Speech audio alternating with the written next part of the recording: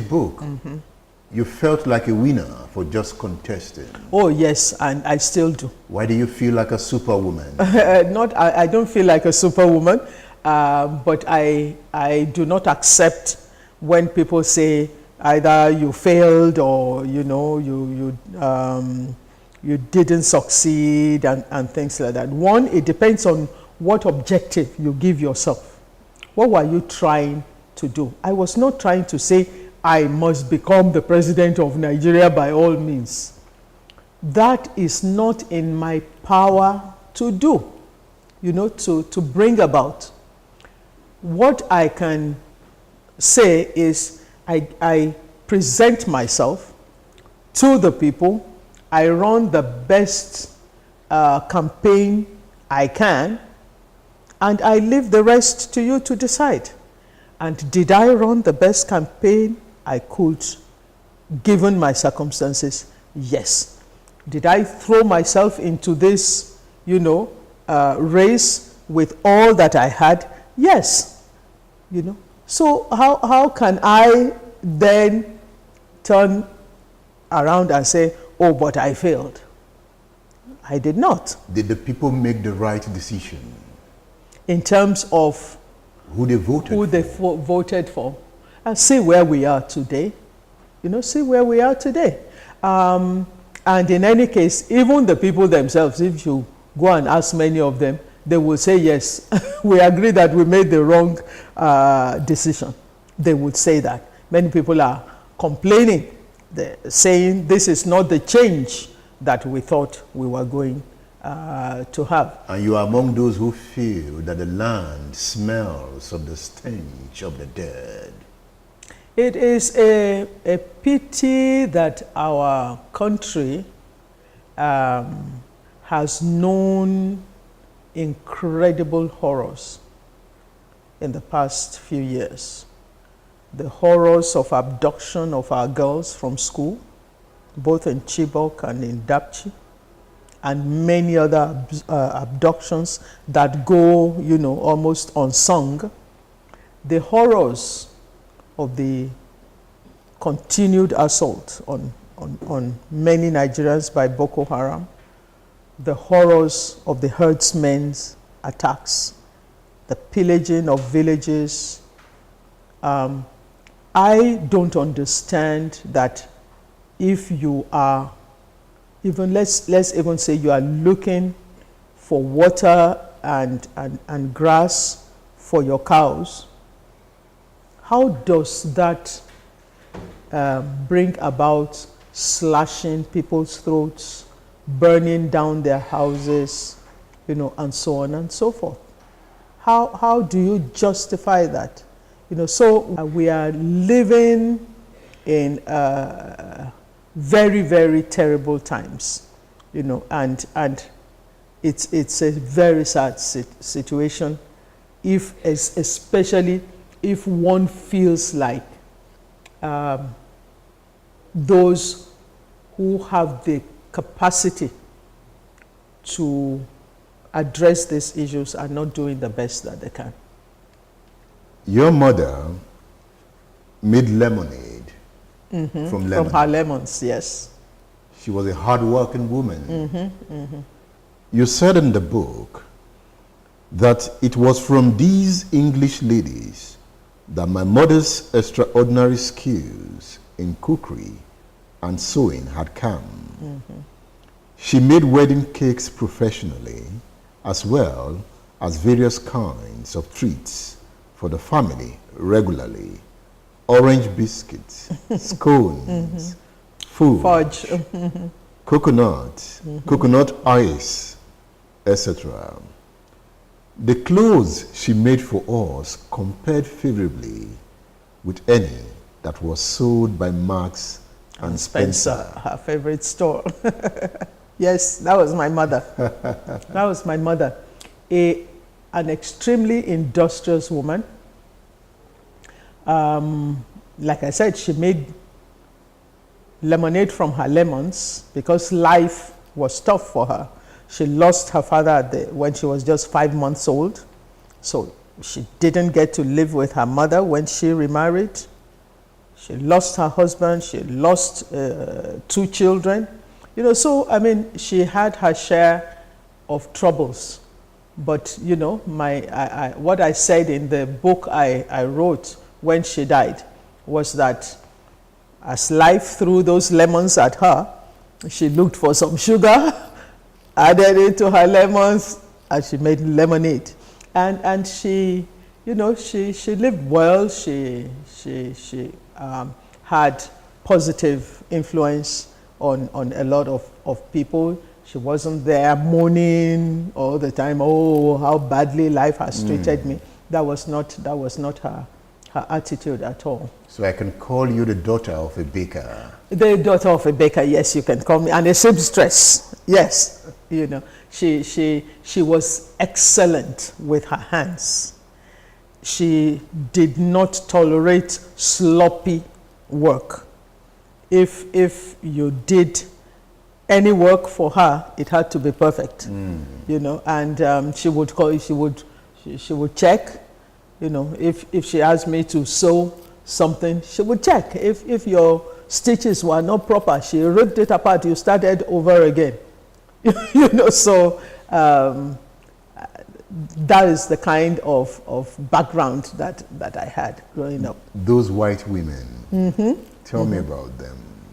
Miss Mars, Miss Hart, at least those 2 names I can never forget. Those were white missionaries, ladies that had come to Nigeria as missionaries. You know, I attended St. Anne's School, Ibadan. It was started by missionaries, so it had a strong CMS, you know, influence. So my mother worked with these white missionaries. They were working in the Vining Center in Akure. It was a center that was established, you know, to train young women, prepare them for marriage and so on. So my mother picked up a lot of skills from those women. In fact, they were the ones that gave her her first sewing machine for her wedding when she was getting married. And so they were big influences. A big influence on her. Also in terms of cookery and things like that, baking, all these Oyibo foods. And she ensured you visited one of them in London. Yes, yes. When I was traveling to London in maybe 70 something or early 80s, because I had been in touch with, that was Miss Hart. I had been in touch with her too, because my mother sort of linked us together, and once in a while I would write to her and say, how are you doing? An old woman. So when I was traveling to England, it was a good opportunity to take a train and go and visit her in her place. Life is beautiful, you know. Life is very beautiful, and it is a gift, you know, when one has the kinds of opportunities that many of us have had. And it is sad when one cannot enjoy these small, you know, maybe they're not so small really, these pleasures of life. It's not about big money issues, you know, it seems to me, what am I trying to put across? That many people nowadays are more focused on the material, you know, expensive things, extravagance and so on, you know, and yet when you say life is beautiful, what were you thinking of? You were not thinking of extravagance. You were thinking of, you know, simple issues, friendships, things we learn from people, things we pass on to people. Yeah. Wow. I thought you were going to have the ticket for 2019. By my party. What happened? How come you didn't win your primary? How come I did not win the primaries, I don't know. You didn't campaign enough. I probably did not campaign the way people wanted. So you were taught a lesson? No, I was not taught a lesson at all. I walked away from there, again, feeling like a winner. You see, because ultimately you have to live with yourself. I am not going to be forced or cajoled to do anything that I will not be comfortable to live with. All right? So let's just put it. Well, you were still backing the presidential candidate of your party. To be honest with you, things have changed in the last few days. When a person like Obi Ezekwesili throws in her heart into this whole contest, for me, that's a game changer. That's a game changer. For me, that's a game. Are you drifting towards her? I want you to be clear. I am in support of her candidature. This is a matter I will have to discuss with my party. I know her. In fact, you know, I was telling my husband that if I had evolved as the candidate of my party and Obi Ezekwesili comes up,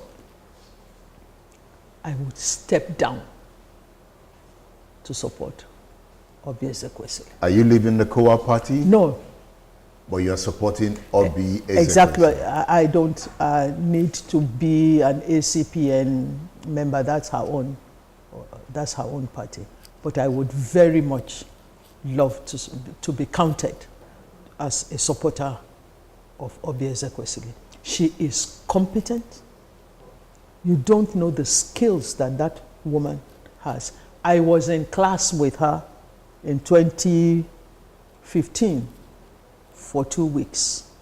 The two of us were selected to represent Nigeria in a program that was sponsored by the government of Spain. They invited 2 women from 5 African countries for training, for some leadership training. We were at the University of Yale University in the US, and then we also, you know, were taken around. We met Secretary of State of America, things like that. The quality of her mind is amazing.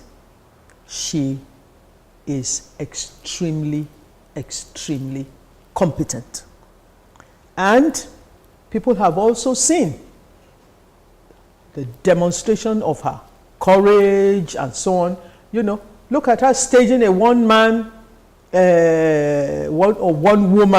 in this case. So Remi Sonaiya for Obi Ezekwesili. That's probably what you will be hearing very soon. But, you know, don't be the first one to announce this to the world. I want to announce it myself. I've already captured it in camera. You've captured it, but this is not live. I hope that you will wait for me to make that declaration myself. Who should be reading this book? Everybody. One Woman's Race. Everybody who cares to, you know, who cares about their country. And definitely young people, particularly young girls. Let nobody tell you as a young girl that you are not going anywhere, that you are only fit for the kitchen or whatever. No, you are not. You can be in the kitchen. I am every day in the kitchen, but I'm also, you know, more than that. That is such a limited and limiting perspective. We are all gifted by God. We are all creatures of God. And God has endowed each and every one of us with talents. Are those talents going to be wasted? Or are we going to employ our abilities, our talents, for the benefit of humanity, for the benefit of our country, and so on? So Professor Remi Sonaiya, thank Yes. you for featuring on State Affairs. Thank you very much. Thank It's you. my pleasure. Thanks for having me. Thank you. Yeah.